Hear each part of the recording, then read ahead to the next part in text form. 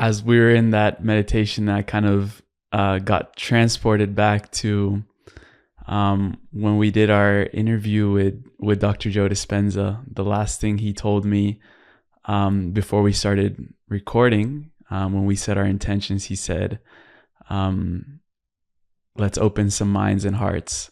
Yeah, beautiful. So I wanted to just put that in as well. Are you ready to open some minds and hearts? Yeah, 100%. And the image you had there, Emilio, with the turtles and deep seas, that to me instantly made me think of the dwarf planet Sedna. Because you may well be aware of Sedna. She has an 11,400-year orbit. So her orbit goes way out to the edge of what's called the Oort cloud. So she's bringing back new galactic information for us. And she's moving closer and closer to the Earth in her orbit. It's a highly elliptical orbit. And for other reasons, she's coming into prominence. And the whole myth around Sedna it's a long story, but essentially that she was supposedly rescued by her father from a marriage of betrayal. And they were in a canoe and a storm broke out. And in order to save himself, her father threw Sedna out of the canoe. She tried to climb back in, was hanging on with her fingers, and he chopped her fingers off and she floated down to the deep and became beautiful sea creatures of turtles and whales and dolphins. It was an entire metamorphosis, but it's so interesting that not only was that a very obvious betrayal by the patriarchy, father chopping the fingers off, he doesn't come out so well from that myth, but equally it's an entire release from what we thought were old methods of safety and security that we trusted in the past, and just surrendering to the metamorphosis. And that's in a very strong position to Pluto right now, and that will continue for the next couple of years. Entire death, rebirth, transformation, metamorphosis of humanity. That's what we're moving into. So much is going on right now. And even right before we get into the depths of it, I'd love to ask you, first of all, Pam Gregory, welcome on Just Tap In. What are you most excited about right now in your life? Wow. When I'm getting very excited, I love to go down rabbit holes. So I never have any particular, business plan for 2024. I just kind of get very interested in things. And because Saturn is in Pisces now, this is very much the blend of science and spirituality, which is, Joe Dispenza's work as well. I have great admiration for him, and I've attended about 14 of his advanced workshops in the past. But what I'm interested in, and it's so right for this year, is what I want to call the physics of creation.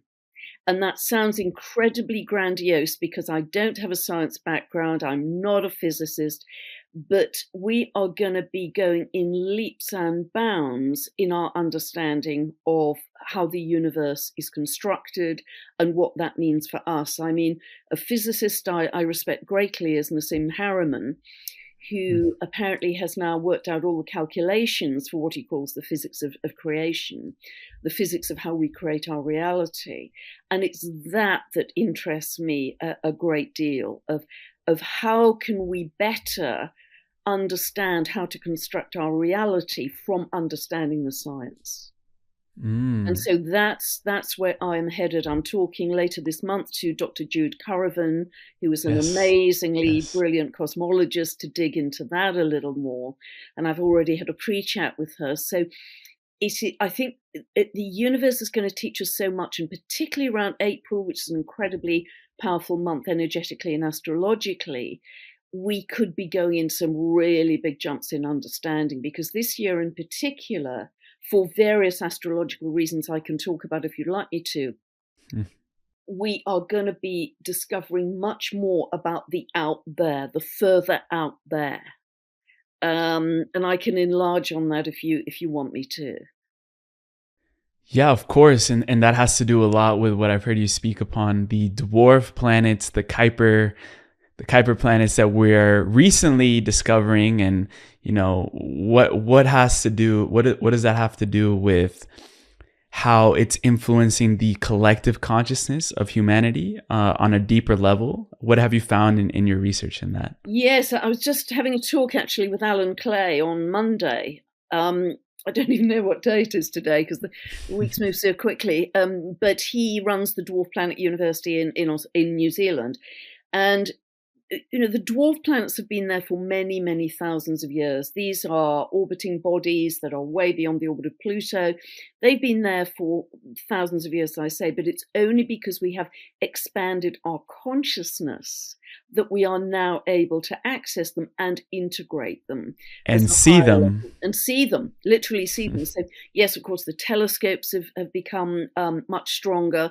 And we're very lucky in having an astronomer by the name of Mike Brown in America, who luckily is very well versed in mythology. And so he has named them very appropriately, which we discover later that if you then put them in charts linked to that particular myth, people's charts, you can see how people are actually living them out in a very Mm. real way in their lives. And so this is very exciting work because they do represent a higher octave of consciousness that is much more expanded and takes us into really living in the collective rather than this way we've lived in the past of what I like to call territorial materialism. This is mine and I've worked hard for it, and this is my fence at the edge of my garden, and you can't all of that is collapsing, being associated by our wealth and our status. The whole lot is going. That's Capricorn, and Pluto is doing a very good job of demolishing that as it's moved through since 2008. So we're moving into a much greater sense of egalitarianism, humanitarianism, but also there's so much to say about this because, yes, it's partly the dwarf planets that are expanding our understanding of the universe, but even the fact that Pluto is moving into Aquarius. If I look back in history and look at Pluto has a 248-year orbit, so it has a very long orbit. And if I look back in history, those tended to be paradigm shattering times. The Industrial Revolution in the 1500s. Absolutely. Copernicus publishing his heliocentric theory in 1543. I mean, that was absolutely paradigm shattering for the average bloke in the street who woke up and saw the sun moving round the sky, and all of a sudden he's told that the earth moves around the sun, not the other way around. But with each step of this, because Aquarius is ruled by Uranus, and Uranus was the sky god in myth, so it's very associated with aviation, but also we get an understanding of the further out there than we have before. The ancient peoples could only see up to Saturn with the naked eye, and that's still true for us, and unless we're using a telescope, we can only see to Saturn. And when Uranus was discovered, this was the first planet beyond the naked eye, as it were. So that took us deeper into space.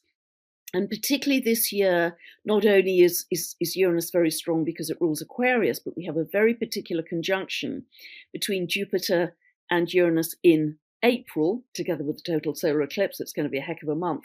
And whenever we've had that, there has been another step in understanding the cosmos, the galaxy, but also a big step in aviation. For instance, the first hot air balloon ride, the White brothers crossing the Atlantic for the first time. It's that kind of thing. Also, if you look at people who are very technologically able, like Steve Jobs, he has a Jupiter-Uranus conjunction. Tim Berners-Lee set up the World Wide Web. He has a Jupiter-Uranus conjunction.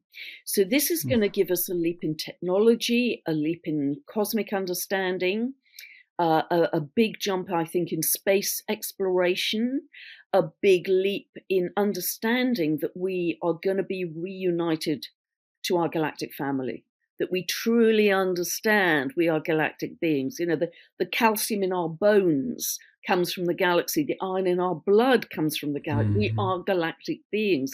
We've just had this ridiculous idea of separation, but we are going to reconnect, and that's going to start as early as April. We're going to get a stronger and stronger sense. All this crazy thing about, little green men being scary things. I mean, this is our family we're going to reconnect with.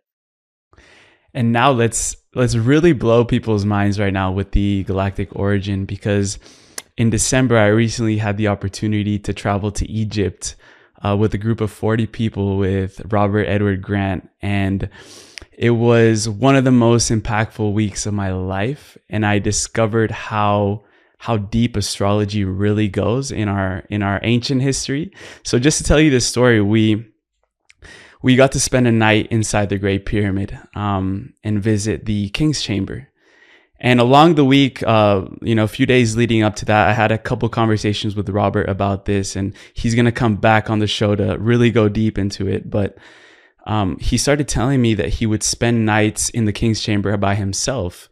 And as he started opening his third eye, he started seeing around the walls of the King's Chamber these figures.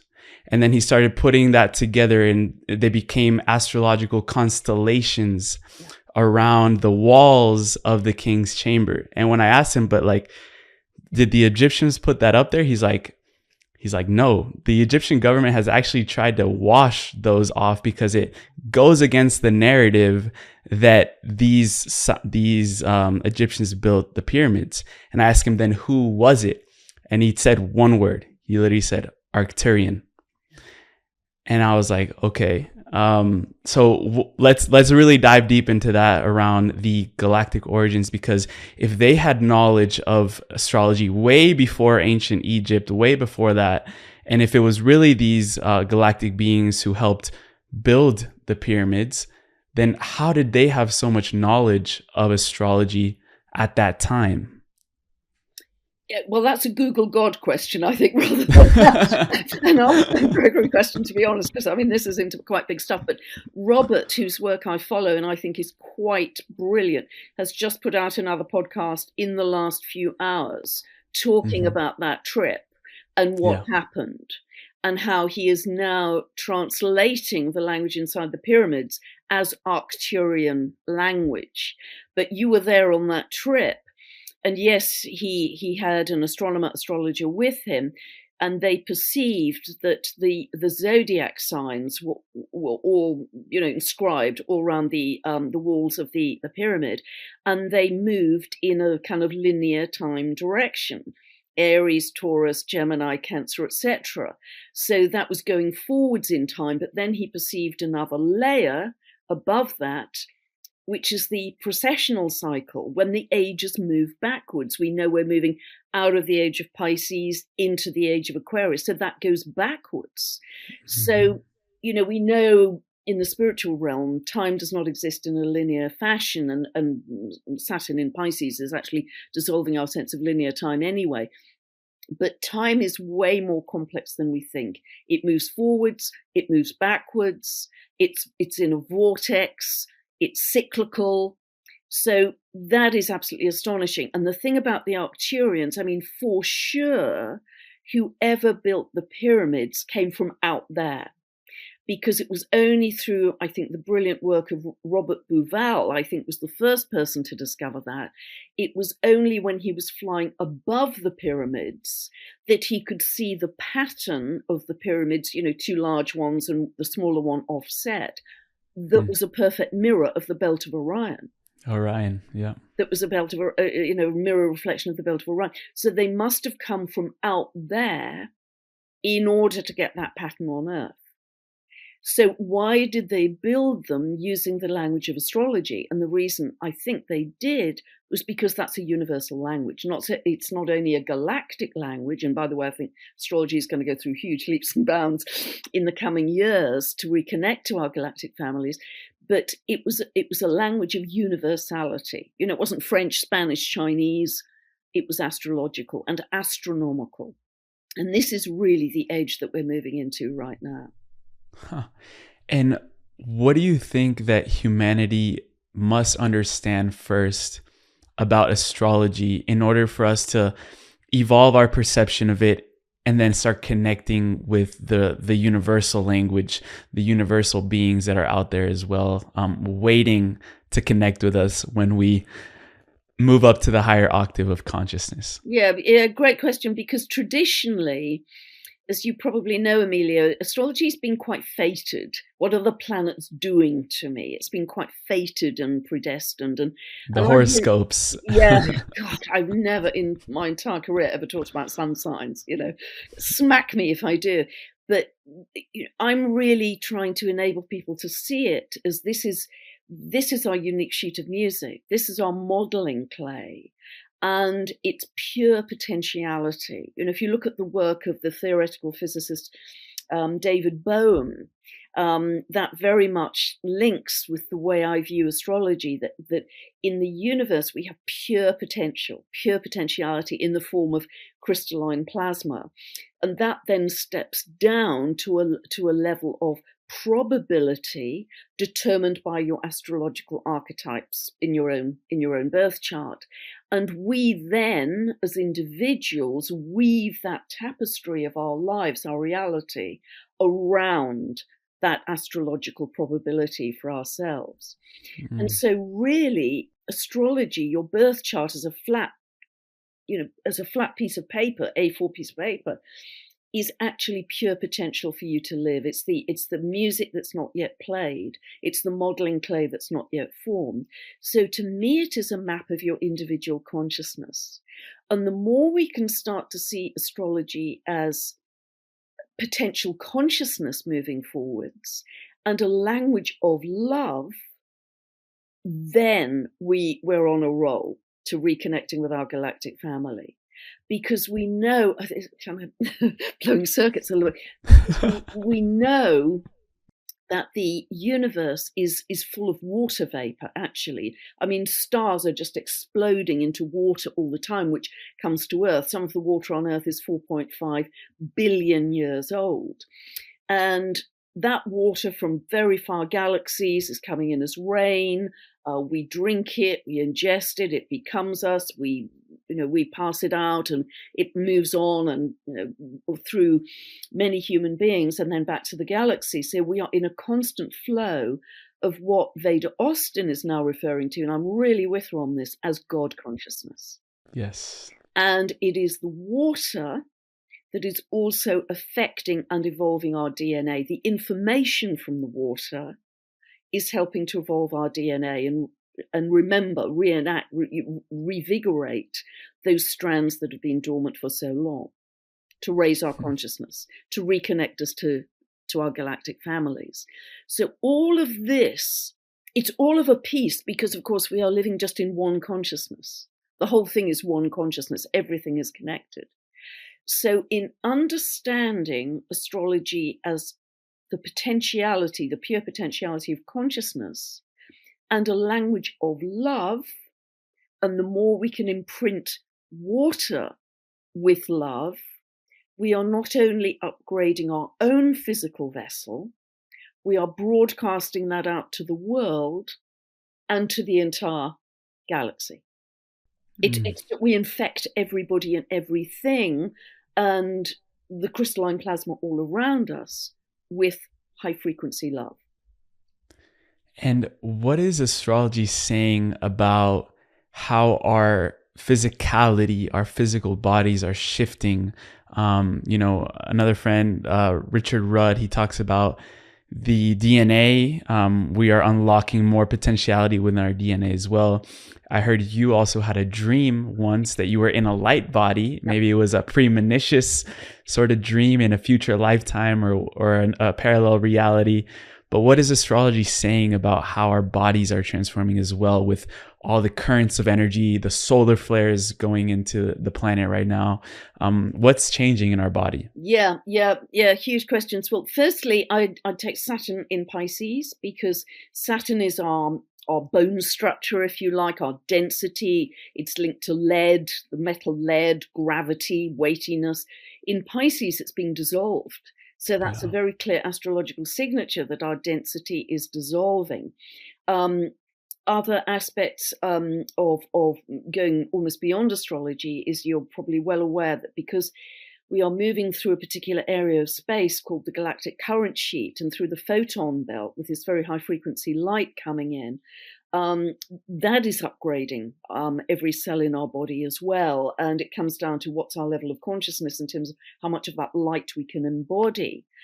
We are literally becoming more light beings as we move forwards. And that's happening pretty rapidly as well. And yes, the other thing that's very much affecting our physiology, literally every cell in our body, is the huge increase in solar flares, because we're peaking in solar cycle 25 early, as I'm sure you know.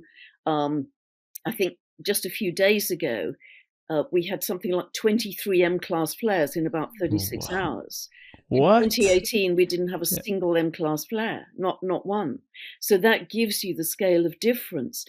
Now, on the one hand, the solar flares are also creating great turbulence in the energetic field. You know, it's upgrading Gaia, but that's happening so rapidly that, as I understand it, the iron and nickel core of the Earth is expanding and causing more seismic activity.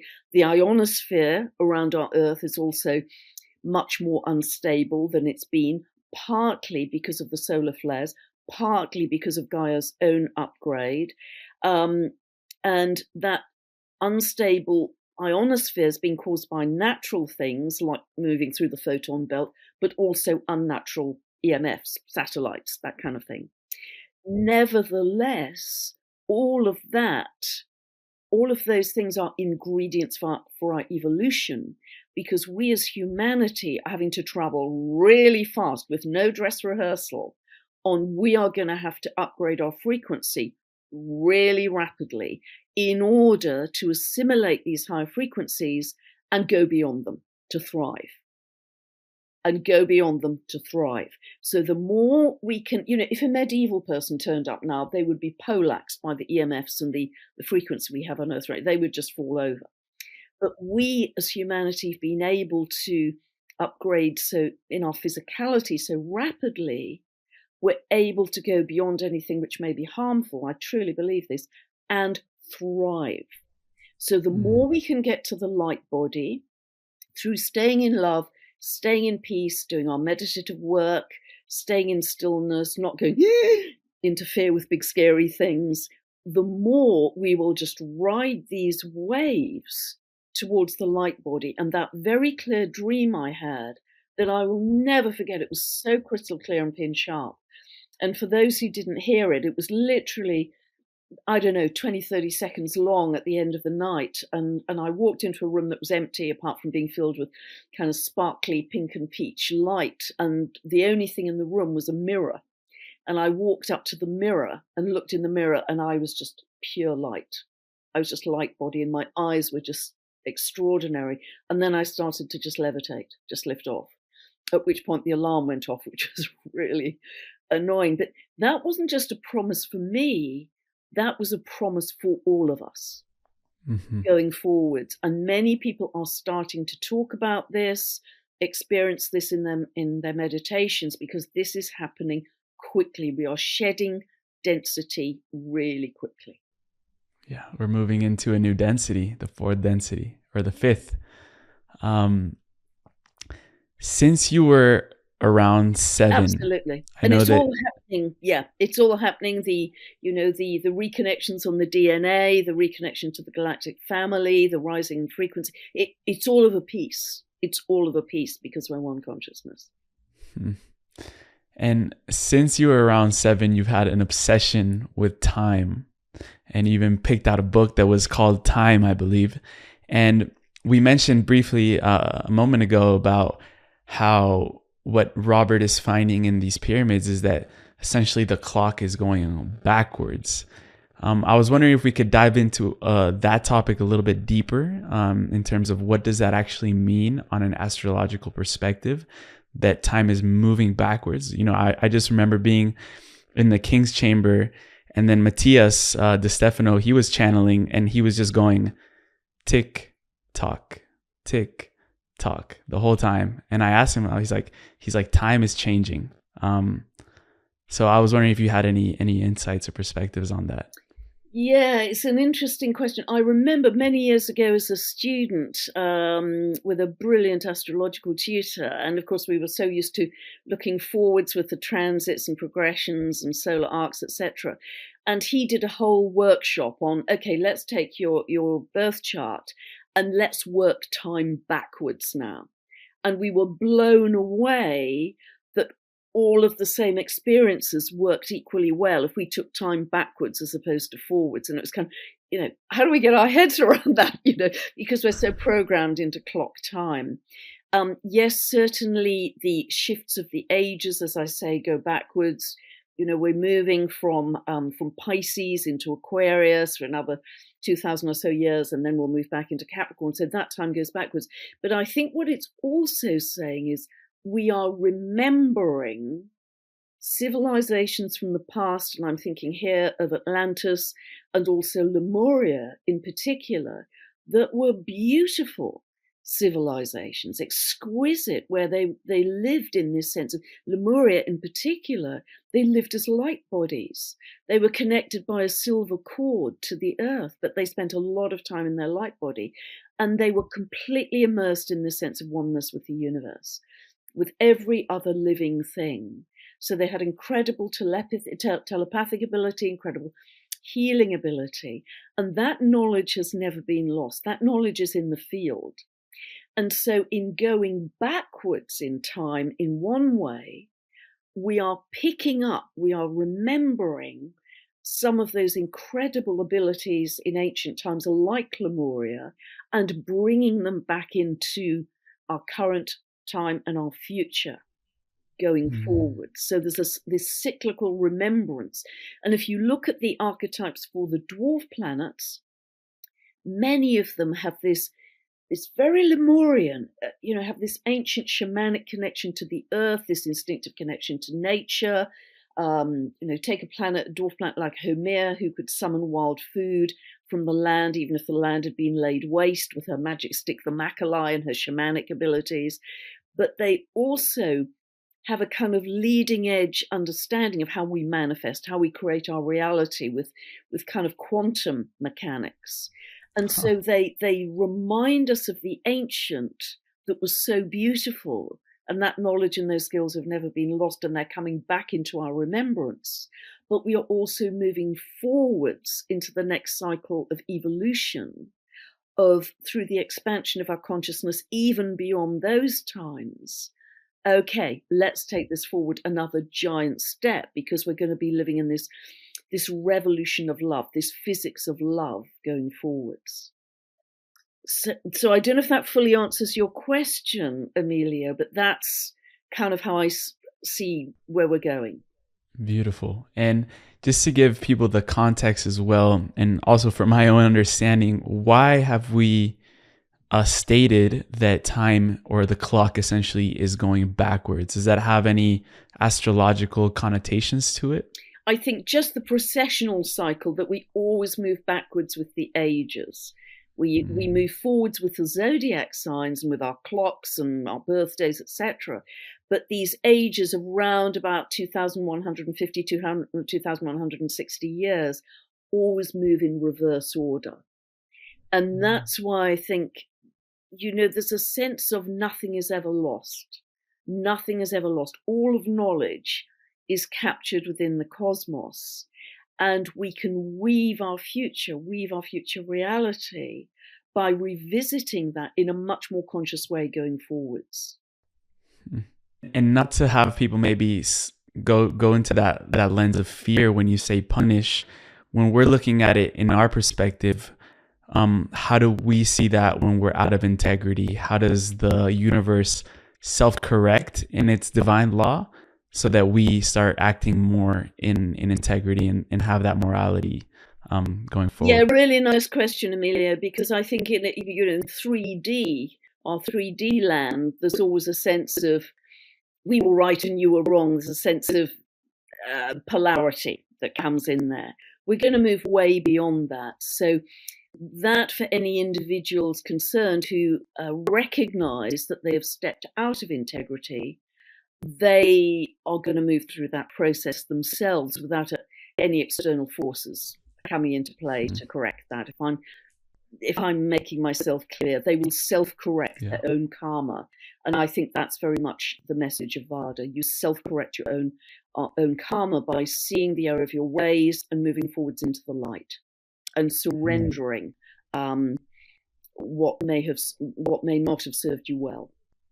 Because we're moving into a time where it's much more about service to others than service to self. And from that's also in the Law of One. If you read that material, the Raw Contact. Yep, long time ago. Yeah. So yeah, we just had Aaron Apke on the show. He's like a modern teacher of the Law of One, and we got into that path of service or path to self, and it's the same. It's the positive polarity and then the negative polarity. You mentioned the term divine law. I would love to get into, from your understanding, what are the main laws that this universe abides by?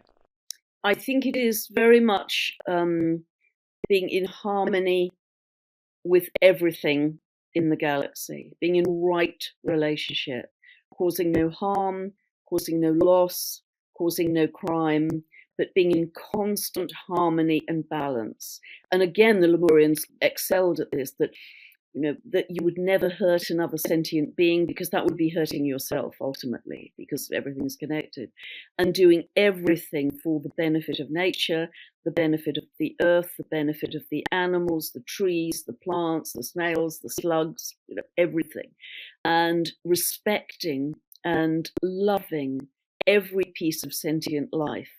And this is almost kind of pantheism, that divine spirit is with every, rocks, crystals, that divine spirit is in everything. And that to me is divine law. That's how divine law thrives in the world. And again, we are going back to that, which is beautiful. So there's no need for laws that are written out in courts of justice and all these great legal tomes. The commandments. Yeah. I mean, that's all, really old stuff. We are going to self-correct. We are going to self-govern through our own healing of anything which hurts another living being will hurt us. Yeah. And in simplified terms, that really is just the law of one. We are all one. Yeah. And in the Raw Contact, the second most important universal law is that of free will. So when we're speaking it from astrological terms, a lot of people might say like, oh, like this is my chart, so my life is gonna turn out this way. You've mentioned the term of pure potentiality. Where does free will really come in when you're studying someone's birth chart and looking at it from their also soul purpose, where they're headed as well? Yeah, really good. Because again, as I said, the old astrology was very fated. This will happen to you. You must not get on that plane, otherwise, it's a very accident-prone time, which is terrible, really, because you're limiting that person's life by your own judgments and your own consciousness. But it's way beyond that, because, as I say, if we view each chart, and each chart is unique, it will never be lived in history again, which says we're all special. I mean, isn't that an amazing thought? Every chart is completely unique. But if we take it that is your unique sheet of music, which I think is quite a helpful analogy, you have complete free will, I deeply believe, in how you play that. You can butcher it on a tin box with a spoon, or you can make it absolutely magnificent, the London Philharmonic, whatever. Because through my time of studying many thousands of charts, I very often, in doing that, seen two people who actually have a chart that's quite close to each other in time and geography. And one might have pulled back a little and had a smaller life, and this is not my judgment, that's their judgment. I remember a particular couple of people that came to see me quite close in time as well. And they'd had parallel lives in many ways. They had great gifts with music. They got married at the same time. They had children at the same time. But one had worked at a local comprehensive school teaching music, and the other was actually doing brilliantly in an international philharmonic orchestra. And so it's not my judgment that was a small life and a big life. It's down to that own person's judgment of how fully have I lived my life? How fully have I blossomed into my dharma, that which I was meant to become? Because in each chart, there will be the potential to be a sunflower, a rose, a chrysanthemum. It's like if you think of an oak tree, all of that information is held in the acorn. Everything is held in the acorn. It needs light and it needs water, but it doesn't need additional information because it's all encapsulated. It's a time capsule almost in that acorn. And that's what the birth chart is like. But it gives you the potential of your gifts, that you are going to be more athletic or more mathematical or more artistic or whatever, rose, a chrysanthemum, whatever. And it's very helpful to know that from a young age, because then the parent can actually nurture their children in different ways, because they all have different potentialities. And then it's up to you to live it absolutely as fully as you can, to really step into that dharma, that which you are meant to become. Yeah. And after more than 45 years of studying astrology, what would you say that you found through studying this practice or this ancient language that are your gifts in this lifetime? Oh, wow. I mean, I could talk for a long time about that yet, because for me, I don't know what my life would have been without astrology, actually, Emilio. I don't know what my life would have been. It would have been, I think, much smaller, to be honest. It's really helped me to step into my dharma, and I think I've still got a long way to go. Yes. So it operates on many levels, because on one level it's a very practical framework for life. If you're having Jupiter transits, you can play your luck a little more. You can explore. If you're having Uranus transits, you're encouraged to be the maverick, the one who breaks the rules, the one who goes beyond the boundaries. If you're having Saturn transit, it has a very different purpose and meaning, that you have to keep your head down, you have to work very hard, you have to be very diligent, can't bunk off work early, and then you get your reward at the end. So each planetary transit has a very different meaning, purpose, and archetype. And it's almost like just watching a weather forecast. If you know there's a huge rainstorm coming, that's really helpful information, because you don't go out without your umbrella and your raincoat. It's helpful information. It doesn't rule your life, but it's really helpful to know. So at a very practical level, astrology helps us in a day-to-day sense. At another level, it absolutely helps us to understand our soul's purpose in this lifetime. And this is really linked to the nodal axis. And my last book was about the nodal axis, because this is much bigger in Vedic astrology. It dominates the whole birth chart, much less so in Western astrology. But essentially, this is linked to the orbit of the moon. But the north node in your birth chart shows you your compass needle, where you are meant to be headed in terms of developing gifts and skills in this particular lifetime, as defined by the sign and the house area. For me, mine is in Aquarius, astrology, doing something weird in the third house of communication. So I write and speak and, weird stuff. So it gives great clarity, because when I saw that, the chart all of a sudden was no longer circular. It became like a teardrop shape almost, that the north node was your compass needle, and everything else in the birth chart was the cavalry. To back up your soul's path of growth in this lifetime. And the south node is where we have already developed our gifts, and we can easily fall back because they're familiar and safe and known. But if we do that, we'll never crack virgin territory. The purpose is to move forwards into things which may not feel comfortable, where you've got to be a bit of a pioneer in something new, but that's where your soul will grow. So for me, I mean, I've got a long way to go with this. I've got lifetimes to go with this in terms of stretching my consciousness to a different point. So as I say, where I'm now headed is really trying to understand this consciousness revolution, this revolution of love, this revolution of understanding the physics of creation, to start doing some kind of deep space astrology, galactic astrology. Mm. And I've got L plates on with that. We are just at the beginnings of that, of what is our galactic family. Is it Palladian? Is it Arcturian? Is it Andromedan?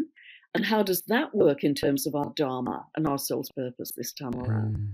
We're stepping way beyond the earth right now. And I know there was a clairvoyant who emailed you or wrote to you saying that she started seeing a lot of blue light around your field, and how these blue beings that can also even be seen in Joe Dispenza workshops, working on people. Have you had any direct experience with your galactic family in this life?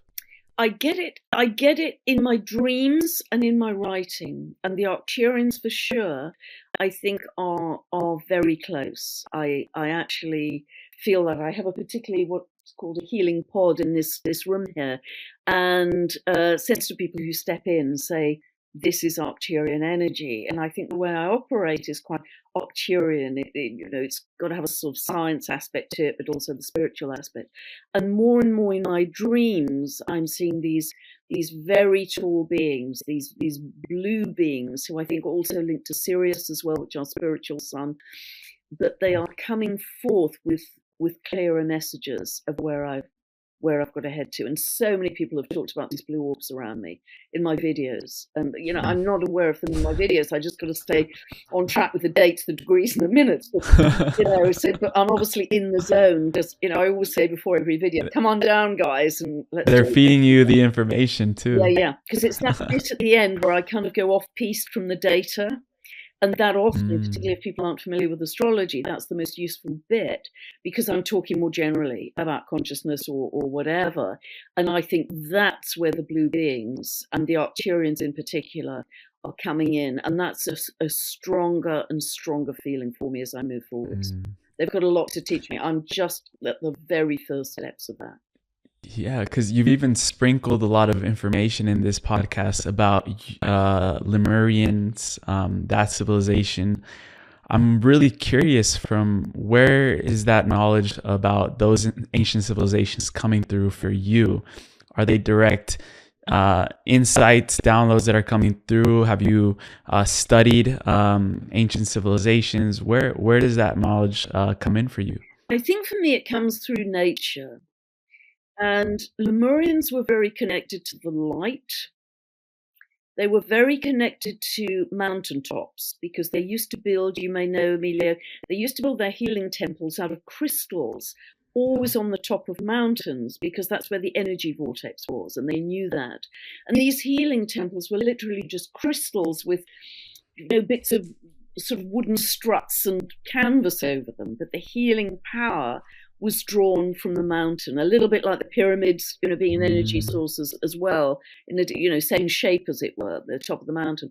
And so when I'm in nature and I can see this different quality of light emerging, this very fine, sparkly diamond photonic light, and I see the blend of everything, how as I'm walking through the wood and with the wild ponies and donkeys and the dragonflies, I feel that everything is morphing. Everything is morphing into that crystalline light. Everything is morphing into one, and everything is pulsating love. That's how I feel it, just pure pulsating love. So I think for sure I have some connection back to Lemuria, because that's kind of one of my go-to places in terms of a spiritual connection. And day by day, even if it's absolutely chucking it down in England, which it so often is, I can still connect to that kind of finesse of bright, white, sparkly light. And it brings in a feeling of love and just everything having a life force as I walk through the wood, everything vibrant, life force, humming, electric, just full of being that is constantly wanting to evolve to a higher state of being. You mentioned the pyramids. Do you believe they were also healing temples? 100%. 100%. I haven't been myself. My good friend Heather Ensworth, I think, would love to take me there. But yes, absolutely. Because as I understand it, in the main pyramids, they didn't ever find a body. Those are in different pyramids. So what was the Mm-hmm. purpose of these? And I know certainly toning. I was listening to a video just yesterday by John Stuart Reid, who was allowed to go into, I think, the King's Chamber, and he put some sand on the sarcophagus and toned, and he had someone with him who was very powerful at toning. And not only was he seeing patterns as you'd normally get with cymatics in sand, he was seeing patterns of hieroglyphics, which is just astounding, isn't it? So for sure, I think they were used for healing using toning, using sound. And you may know also there's a very good TED talk, quite an old TED talk now, with a professor from a London music school called Anthony Holland. And he discovered that the 11th harmonic shatters cancer cells. Wow. So, think how much money that would save in medical services. So I think there would be no industry. no drugs, no industry. So we are on the brink, because if you think of the glyph of Aquarius, it's two jaggedy lines of energy and frequency. We are going to learn so much about the healing power of light and sound as we move forward. And for sure, I believe that they were used as healing chambers. Yeah, I have absolutely no doubt about that. And I think Robert believes that too, from what I understand from his podcast. Yeah. And we are entering, we're just about a month in 2024, what you've been calling a historic year, revolutionary year, a pivot point, leaps of consciousness. Giving an overview, of course, Pluto entering Aquarius, which you've briefly mentioned. These are around, 200 plus year cycles. What are we seeing now going forward? You mentioned there's some huge changes coming in the next about 2-3 years. Yes, so much here. Well, firstly, I just did a video a week or so ago that kind of went crazy, called Revolution 2.0, because I was expecting, as Pluto entered Aquarius, we would be in an energy that was much more revolutionary, because Capricorn has been very much a vertical structure of top-down control. And historically, whether that was the church or autocratic monarchy or whatever, in our times we might say that was governments or corporations or institutions that have very much been elitist and held power over us. So that is kind of crumbling. Those old structures are crumbling. So I knew that Pluto moving into Aquarius would be a big deal in a revolutionary sense, because that starts to shift the power back to the grassroots, to the people. And very often to younger people, actually. Aquarius is very linked to younger people in particular. And so what you're seeing in Europe right now, and you are in Europe, Emilio, so you know better than I do what is happening with the farmers in Feeling Europe. all of it. The farmers in Europe, this is like an exact replay of 1789. When the peasants stormed the Bastille, took down the monarchy, monarch was executed, France became a republic. And they are not going to give in, because they've reached a pivot point of there is too much inequality. The power has to shift back. And if we look at 1789 and what happened in France, that was the beginning. It took some years, but that was the beginning of the formation of the first middle class ever, I think. Small enterprises started to begin, small businesses, small farms. The tax rules changed to take away benefits from the aristocracy and benefit the ordinary people. And within a month of that storming of the Bastille in August 1789, the Assemblée Nationale published something called the Declaration of the Rights of Man, only men at that point, not women, never mind. And that became the foundational document for democracy across Europe. So this was a massive socio-economic and political shift, which began in 1789. So I knew something big was going to happen. So not only that revolution in Europe, but if we look at what's happening to America right now, the charts that I believe most astrologers use is the 4th of July, 1776, Declaration of Independence.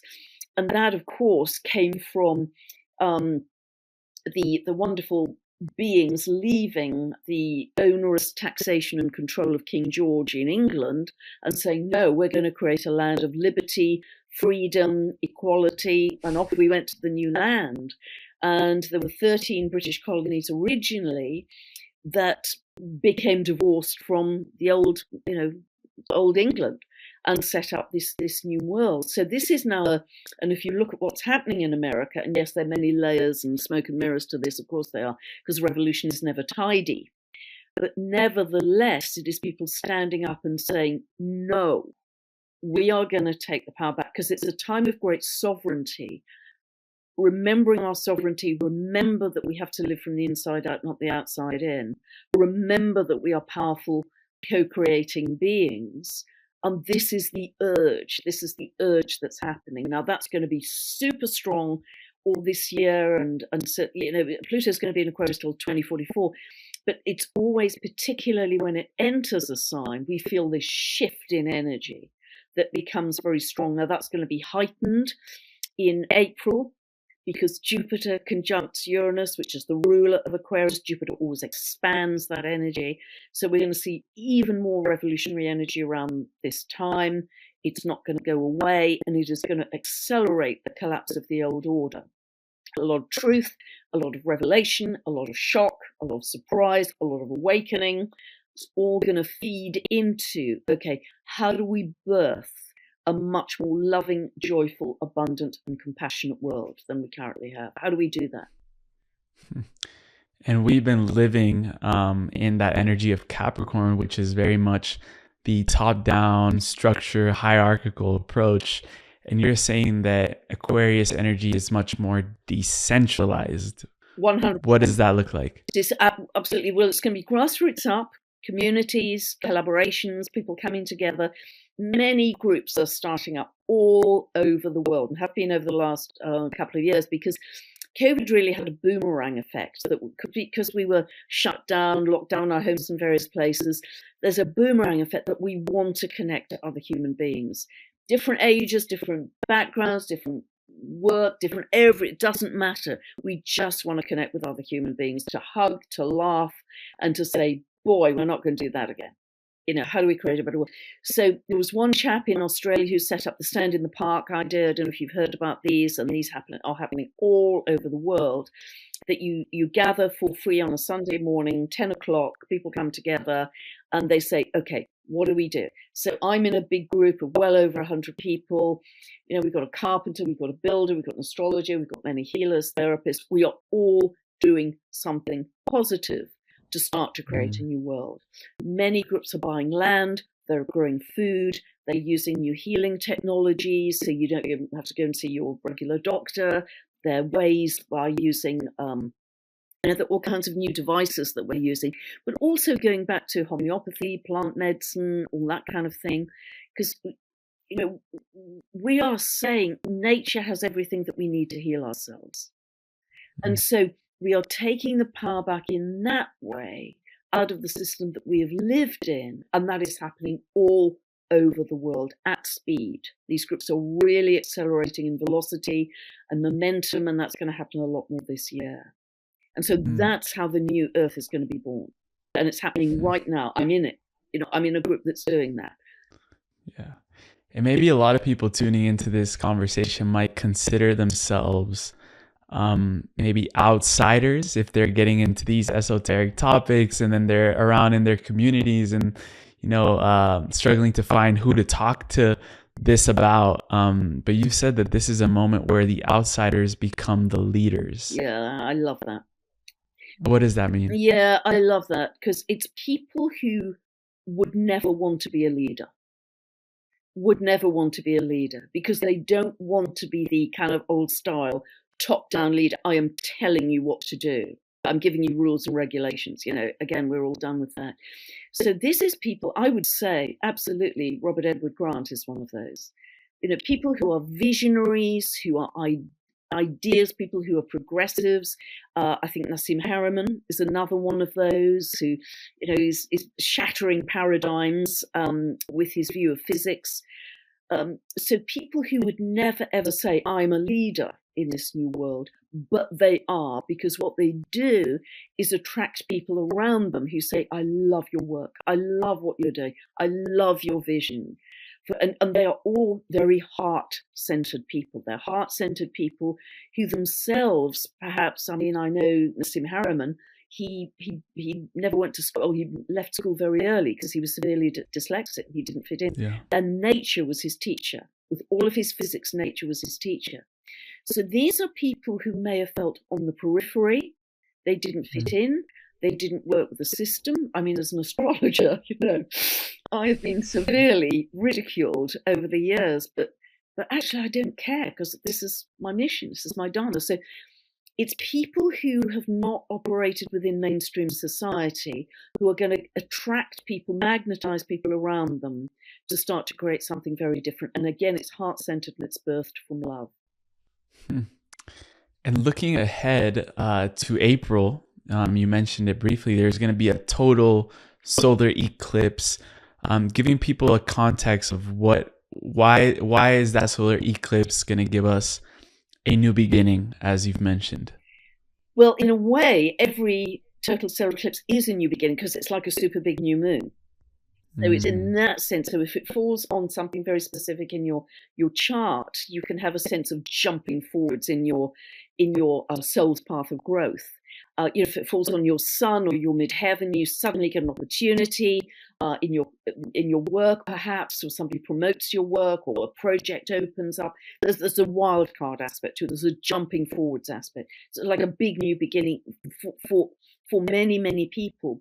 But it's going to be particularly strong in the US because the eclipse path falls across the US. The previous, we had August 2017, total solar eclipse fell northwest to southeast across America. October 14th last year, total solar eclipse fell northwest to southeast. This one coming up on the 8th of April is falling northeast to southwest. So the crossing point is Texas.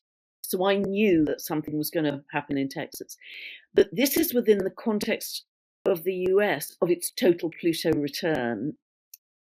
Transiting Pluto in the heavens in its orbit, coming back for the very first time since the US was born in 1776. So you put those two things together and you think, wow, this is going to be a very big time of rebirth for the US. Who and what is the US? And that may involve certainly a change in political structure, economic structure, but I think it could even involve a change in geography. Who and what makes up the US going forwards? Some states may break away. So it's going to be very big in that way. And whatever happens in the US, obviously economically, will ripple across the rest of the world, but also politically. Whatever truth comes to light will ripple across the rest of the world. So this is going to be huge. And because it's also conjunct Chiron, this is going to be a big healing in victim consciousness. So many of us have been encouraged to live in victim consciousness, and Chiron in Aries, it's wounded in the I amness, if you like. People who have natally Chiron Aries, they have a sense in their early years of, do I even have a right to exist? They're wounded in the I amness. But the purpose of it is to step into leadership and sovereignty with that. So that total solar eclipse being super tightly conjunct Chiron, I think, is going to be a big part of the awakening to heal an awful lot of the victim consciousness of, hey, I'm not doing that anymore. I am a sovereign, powerful co-creator, and I'm going to step into that energy right now. And that's going to be a whole energy shift at that time. Yeah. And that's backed up by the Jupiter Uranus conjunction as well, following a couple of weeks later. I'm fascinated by your brain right now, because I can only imagine. I mean, you've said before that astrology, when it comes to predictions, it's always symbolical, not absolute, or I forget the word you use, but it's symbolical. And I can only imagine the level of neural connections that have to go into your brain when you're reading, and this is 45 years of experience of learning the energies, learning the symbologies, the myths of each planet, each zodiac.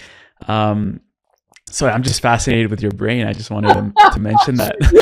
That's very generous of you, Emilio. It's very generous. There's a lot going on here. I feel often quite buzzed up when I'm doing my videos or I'm writing. I feel quite jazzed up, but I think that's energy. I can't take credit for it.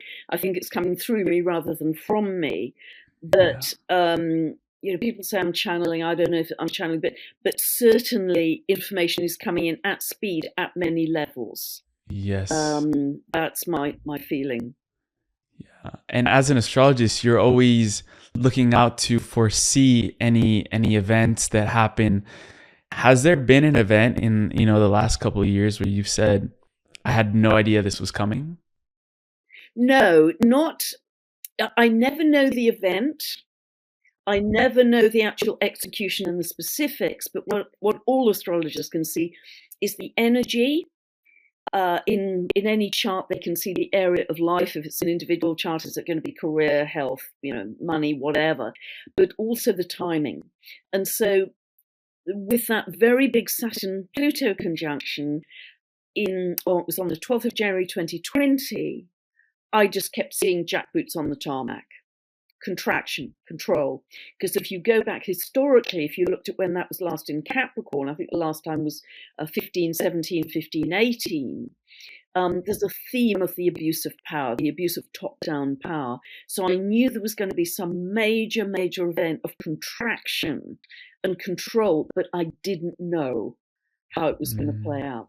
But it's interesting, we're moving out of all of that contraction now into expansion of consciousness. And the other, you're asking about these big shifts going forward. There's so many indications of new beginning. There's Pluto moving into Aquarius, but also over the next 3 years, the outer traditional planets, Saturn, Uranus, Neptune, as well as Pluto, are all changing signs. They're moving from water and earth, heavy and slow, into air and fire. And that's rare, right? That doesn't happen. Rare. You've got to go back about 300 years to when that happened before, but that doesn't even include the dwarf planets, because many of the dwarf planets are shifting sign as well now, that we know that we didn't know 300 years ago. So if you add in the dwarf planets, which are shifting sign, like Sedna right now, moving end of Taurus into Gemini, I can't go back fast, and I don't know if there'll ever be a time which is such a major shift, and it's the end of the precessional cycle from end of Pisces moving into Aquarius. So you've got so many at every level. You've got so many endings, beginnings. There's no way we're going back to the old. I mean, there's absolutely no way. There's so much energy and life force to propel us forwards, and that's going to accelerate this year. It's not going to be dull. It's going to be a mess at the 3D level, because we're smashing out the old kitchen cupboards to make space for the new. 3D level, rubble, dust, builder's yard, a mess. Higher level, exhilarating, expansive, loving, can't ride it fast enough. And you probably also have to be very connected to what's going on in the world in terms of the news. And as we know, in the spiritual community, that sometimes the news can get distorted, giving a message of fear. So how do you stay grounded in learning about what's going on in the world? Because, you have to be informed about what's going on, all the events, without falling into the fear traps that sometimes people can get into when consuming information. Yeah. I talk about this a lot, as you know, Emilio. Well, firstly, get rid of your television. I now have a beautiful large plant here instead of a television. That's the first piece of advice I'd give. But really recognize the endless pattern of the next really big, scary thing. Other really big, scary thing. If you've ever been in an abusive relationship, you get to the point of saying, do you know what, I'm just done with really big, scary things. So for me, I am close to nature. Yes, I'm very aware of what's going on in the world, but I see it from a point of divine neutrality. I see it from my eagle's perch. I observe it, and I think, well, is that true? Is that not? It might be. But actually, there's so many layers to smoke and mirrors. There's so much deception, misinformation. I'm just going to observe it and see if it's linked to the astrology which is unfolding. And I will trust the astrology. And I will trust the evolutionary promise and the expansion of consciousness that I see in the astrology. So I will just observe and say, yep, I'm sort of clocked into what's happening, but I'm actually seeing it at a different level. Because if you look at the so-called, and they are revolutions that are happening in Europe and the US right now, I'm thinking that is bullseye. That is smack on what I expected to see astrologically. So if you're on the ground, it might be uncomfortable, going to be food shortages and very difficult things at a 3D level, but actually it's a necessary breakdown of the old world to break through to something much more magnificent. So we've got to trust. For me, I'm so lucky because I have the language of astrology.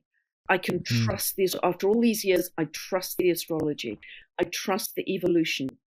I trust this tsunami of love that I feel gets stronger and stronger in the people I connect to and in my days.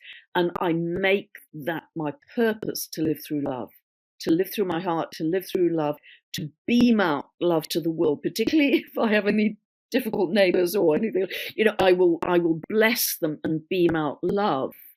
And that works wonders to soften any difficult dynamics. But I am going to do everything I can in my lifetime here to beam out love to the world to make a difference. Because astrology, yes or no, that is the thing that will really make the difference. But it also gives you objectivity.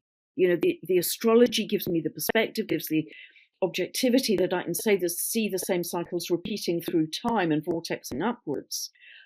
But we're moving into a stage where it's all about love. So I can add in that huge dollop of love on top of it. So I don't know if that's answered your question, Emilio.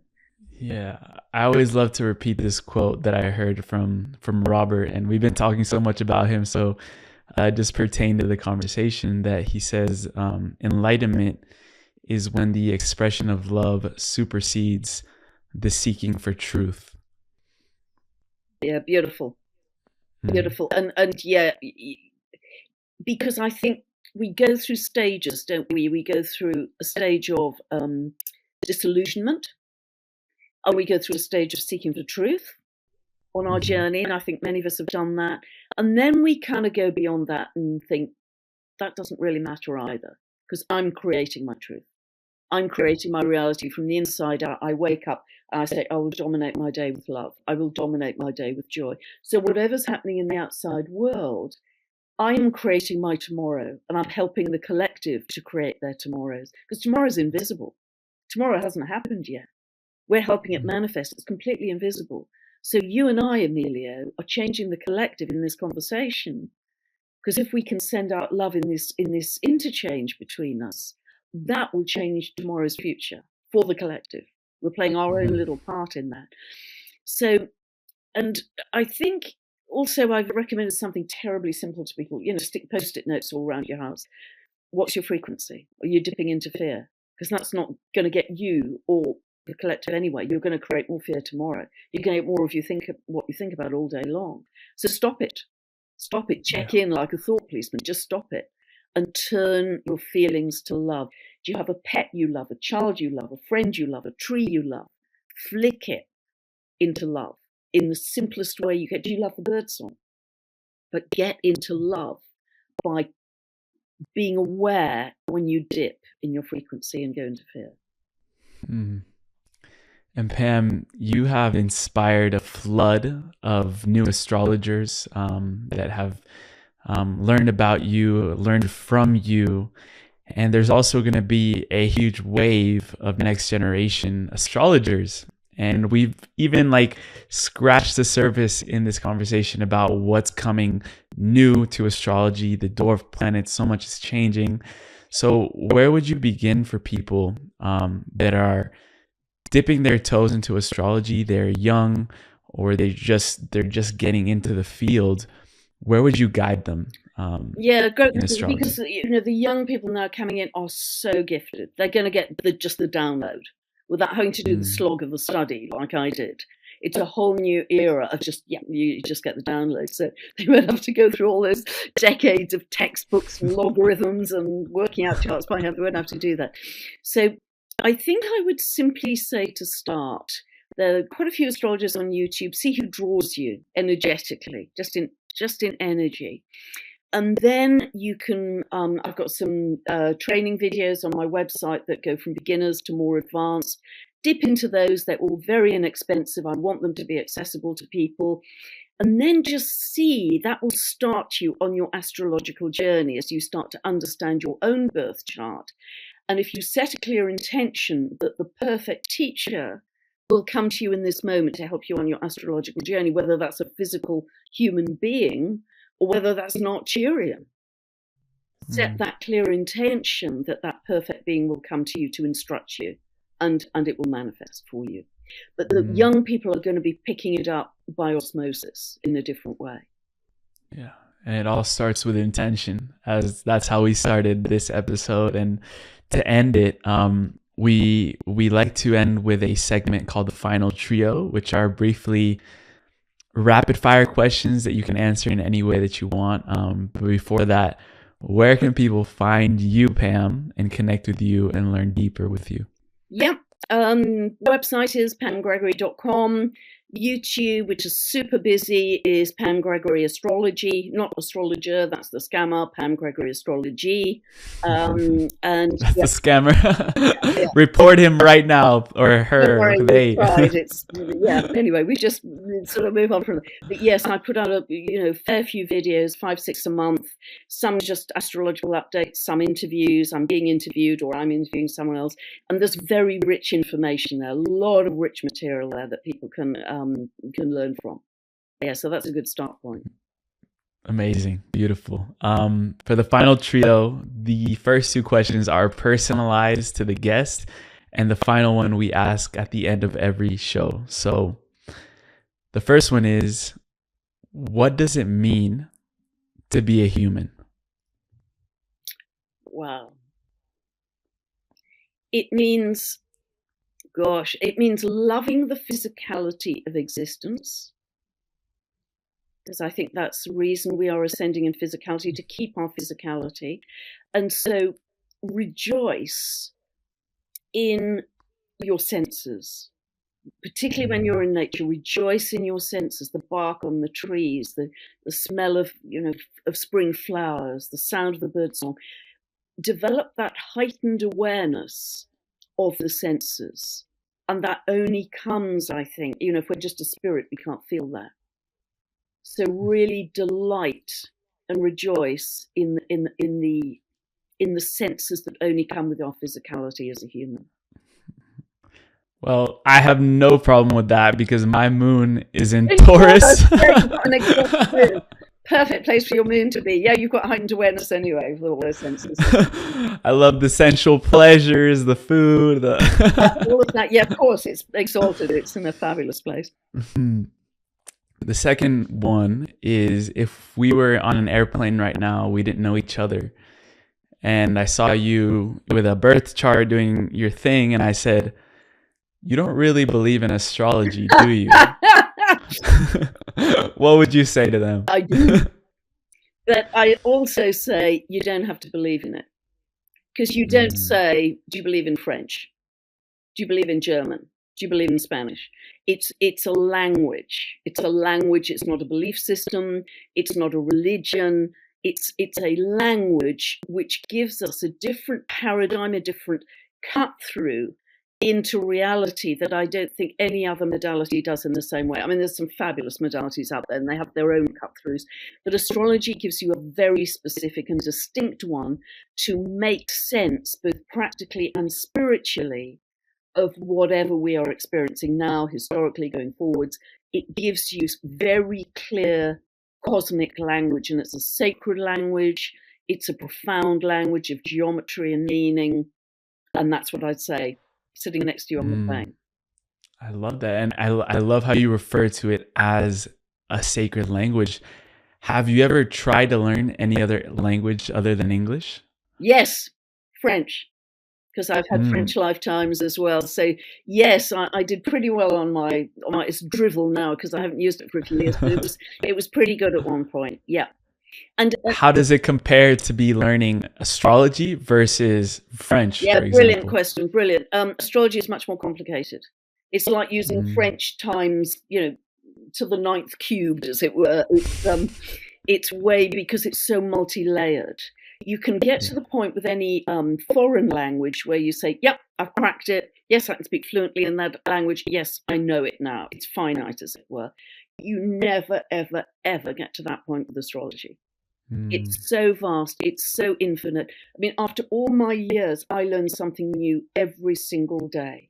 Every single day there's something new. And it's just going further and further out in the cosmos.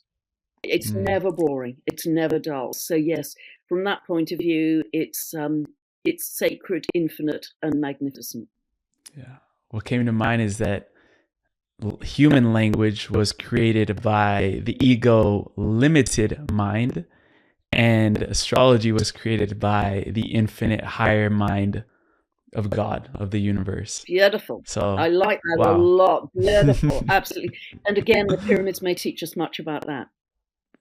I think, I don't know if you've seen Rob Edward Grant's podcast from this morning on the Next Level Soul podcast. Yeah. It's not yet. Yeah. Recommended. It's mind-blowing, because I think from that and his investigations, we are going to just go in leaps and bounds. But what you've just said is just beautiful. The last question, Pam, is called the time capsule question, and essentially it helps us look out into the future a bit, around 15, 20 years. I guess when we're in the lower tail of this transit in Pluto. But essentially, I chose this time frame because that's when the next generation of leaders, the young people now, are going to be stepping more into leadership positions. Yeah. And you were given the opportunity to leave behind a time capsule for these leaders, where they will step into a room and they will see all these different time capsules from wisdom keepers, paradigm shifters, and inside those time capsules are going to be the tools, the knowledge, the wisdom that are going to help them lead into the new earth. And you could leave anything behind in this time capsule. It doesn't have to be physical. It could be an energetic transmission. It can be a book. It can be a teaching. It can be whatever your mind can conceive of. But what would you leave behind for these leaders inside a time capsule? Wow. Beautiful question. Beautiful question. I think I would say always live with love, with humility, with integrity, with compassion, with joy, and always welcome in an expanded consciousness of love on your journey. I love that. And on top of the time capsule, there's a golden plate where it would be your name and a question, a reflective, contemplative question that you could leave behind. So when they open it, they can have that sort of question in mind when they're going about to create and envision a future. Right. It would be, is your Dharma acting in the highest good for all? Is your Dharma acting in the highest good for all? I love and you that. needn't put my name on it. The universe. Pam, thank you so much. Infinite blessings. We really went deep, and that was our intention with this episode. Of course, I would always love to have you back on if that is something that you are up to. And thank you so much for your infinite service to humanity, for all the wisdom that you are holding and sharing as well. Because a lot of people, they go to their deathbed with the wisdom all in their head. And what you've done is share it and reached millions of people. So thank you so much for your service. I've loved it, Emilio. You've gone into some very different areas and kind of stretched my brain a little bit, which I love, actually. It was, asked very different questions. So, and God bless you. You're starting this journey of service very young, and so you will be able to help so many people in their evolution. This is just the beginning of a long amazing, wise journey of love for you too. Well, I haven't stopped smiling this whole conversation. Aho, and thank you so much. I really appreciate it. It's been a joy. I've loved it, Emilio. Thank you so much for asking me. I'm honored.